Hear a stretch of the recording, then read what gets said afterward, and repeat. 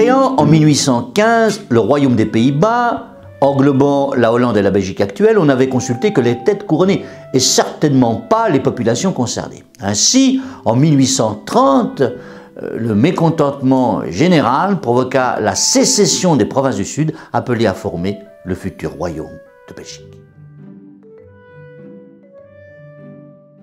Mécontents, les Belges de 1830? Ah ben oui, la politique anti-française du roi des Pays-Bas Guillaume Ier avait paralysé l'économie de la partie sud du pays. Les futurs Belges étaient majoritaires dans le royaume. Oui, mais inégalement représentés. La révolution était inévitable. Les Français, décidément mauvais exemple en Europe, venaient de chasser le roi autoritaire, Charles X, et avaient appelé sur le trône un monarque libéral. L'esprit de fronde et la soif de changement passèrent les frontières. Le 25 août 1830, exalté par la représentation d'un opéra, la muette de Portici, les Bruxellois se répandirent dans les rues au cri de « Vive la liberté !» s'en prenant au bien des orangistes, c'est-à-dire les partisans du roi de Hollande. Aussitôt, le pays s'embrasa. À Liège, comme dans la plupart des villes wallonnes, la cocarde française fut arborée par la foule des insurgés et bientôt, ils réclamèrent le rattachement de la future Belgique au Royaume de France.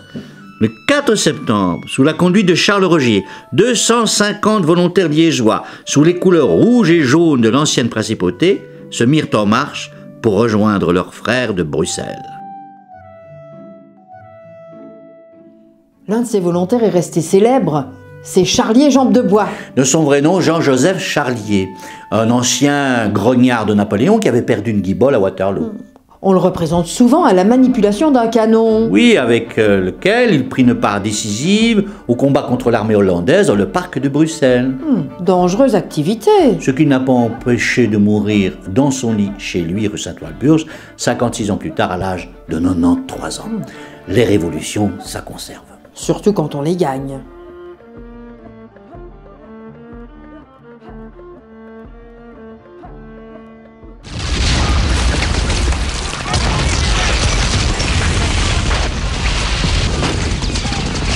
Le 27 septembre, à la fin d'une série de combats acharnés, les Hollandais se retiraient de Bruxelles. La journée est aujourd'hui commémorée dans la communauté française de Belgique comme jour de naissance de notre liberté. Mais on aurait pu choisir une autre date. Le 4 octobre, quand le gouvernement provisoire déclara l'indépendance de la Belgique. Oui, ou le 26 octobre, quand l'armée belge s'est emparée d'Anvers, où s'était réfugiée une importante garnison hollandaise.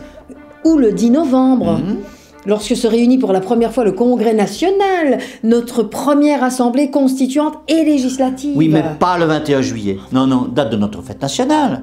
Quand notre premier roi, Léopold de Saxe-Cobourg-Gotha, prince allemand d'origine anglaise, prêta serment sur la place royale, devenant notre Léopold Ier. La création de la Belgique fut l'œuvre d'une Europe avant l'Europe. La France, l'Angleterre, la Prusse, qui ne voulaient pas se faire la guerre, en tout cas pas cette fois-là, avaient convenu de l'établissement de ce nouveau royaume, si bien placé au cœur du continent. Et pour bien faire les choses, elles se portèrent garantes toutes trois de sa neutralité par la signature d'un traité dit des 18 articles, à la conférence de Londres. Ainsi naquit la Belgique il y a bientôt 200 ans. Royaume alors en pleine révolution industrielle, organisée sous une forme bien différente de celle d'aujourd'hui. Elle était aussi plus grande que la Belgique d'aujourd'hui, englobant le Limbourg néerlandais et le Grand-Duché de Luxembourg. Ces régions furent détachées du nouveau royaume en 1839 par le traité des 24 articles, perdant ainsi plus d'un septième de sa superficie. Et Liège dans tout ça? Eh bien, elle devient le chef-lieu de la province de Liège, un espace qui n'a rien à voir avec le territoire de l'ancienne principauté. Et elle s'endormit paisiblement dans le confort moite d'une petite ville de province. Pas du tout, comme le prouve le dynamisme économique dont elle était alors le théâtre. Charbonnage, hauts fourneaux, verrerie, métallurgie du zinc attiraient vers elle des milliers de familles d'ouvriers. D'abord, Liège, par l'envoi de nombreux volontaires et par l'action de ses tribuns, pesa de tout son poids dans l'accession de la Belgique à son indépendance.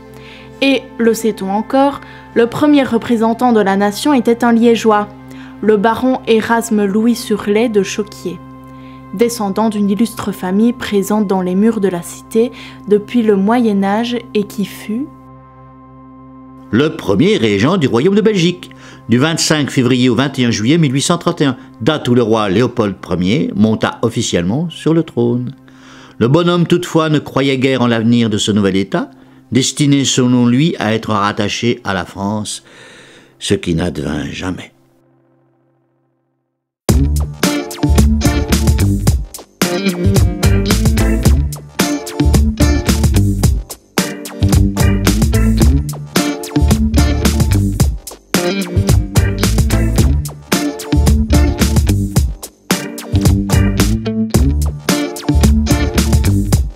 Mm-hmm.